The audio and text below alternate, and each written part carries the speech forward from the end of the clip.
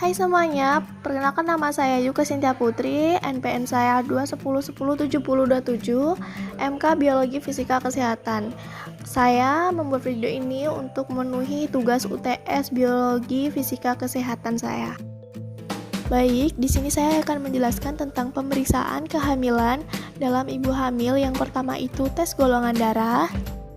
Kalian tahu tes golongan darah itu apa? Tes golongan darah bertujuan untuk mengetahui golongan darah dan resus ibu hamil guna mengantisipasi kemungkinan adanya perbedaan resus antara ibu hamil dengan janin.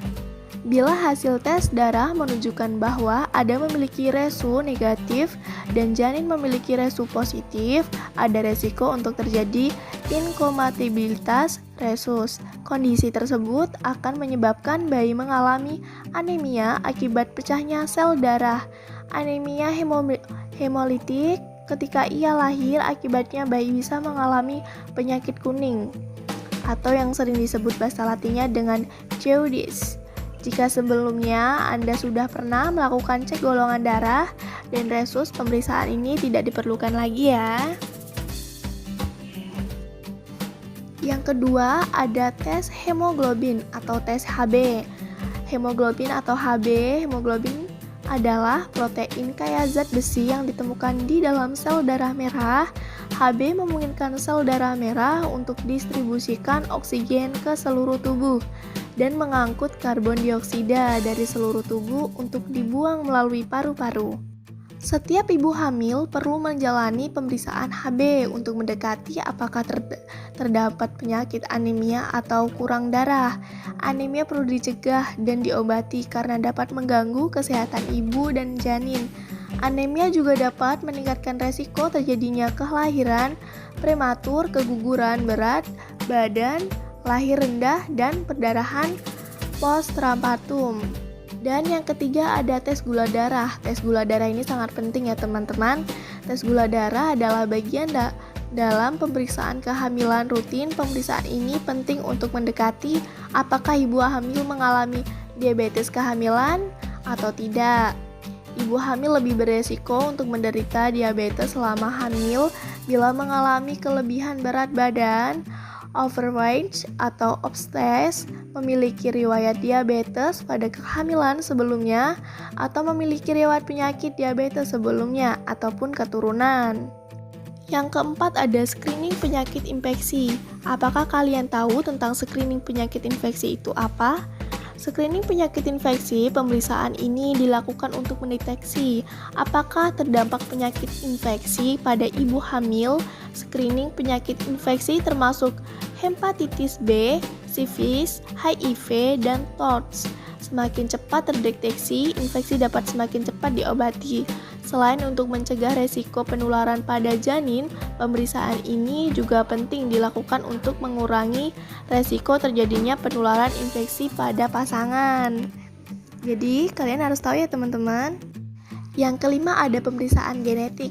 Pemeriksaan genetik ini dilakukan untuk menentukan apakah Anda memiliki kelainan genetik seperti thalassemia yang beresiko diturunkan kepada janin.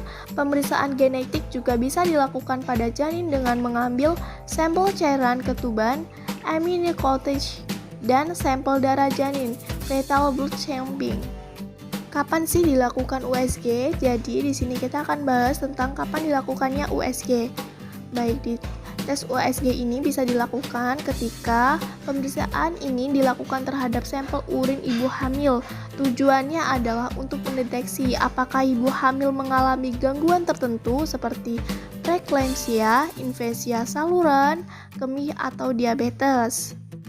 Ultrasonografi atau USG, pemeriksaan USG dilakukan setidaknya 3 kali selama masa kehamilan, yaitu trimester pertama, pemeriksaan USG pada trimester pertama atau usia kandungan 10-14 minggu, bertujuan untuk menentukan usia kehamilan dan mendeteksi kemungkinan hamil kembar atau kelainan pada janin, misalnya sindrom Down. Trimester kedua, pemeriksaan USG pada trimester kedua minggu 18-20, bertujuan untuk menentukan apakah terdapat kelainan bawaan atau konektital pada janin, misalnya kelainan jantung bawaan dan cacat tabung saraf. Trimesmeter ketiga, pemeriksaan USG di kehamilan minggu ke-32 atau memasuki trimester ketiga dilakukan bila plasenta berada di atas tulang serviks. Pemeriksaan USG bertujuan untuk mendeteksi kemungkinan terjadi kondisi blesta previa atau tidak. Selain itu, USG juga digunakan untuk mengetahui berat badan bayi, janin kelamin, posisi bayi, dan menilai jumlah air ketuban. Pemeriksaan kehamilan sebaiknya dilakukan secara teratur agar kesehatan Anda janin dapat terus terpantau. Oleh karena itu, usahakan untuk tidak melewatkan jadwal pemeriksaan kehamilan. Selain rutin menjalani pemeriksaan kehamilan, terapkan juga pola makan sehat dan bergizi seimbang. Konsumsi vitamin prenatal sesuai dengan anjuran dokter. Minum air putih yang cukup, lakukan olahraga ringan secara rutin, dan istirahat yang cukup agar kehamilan Anda tetap sehat dan ibu pun tetap sehat dan kuat. Baik, terima kasih dari presentasi saya. Semoga presentasi saya bisa diterima dan bisa memuaskan nilainya.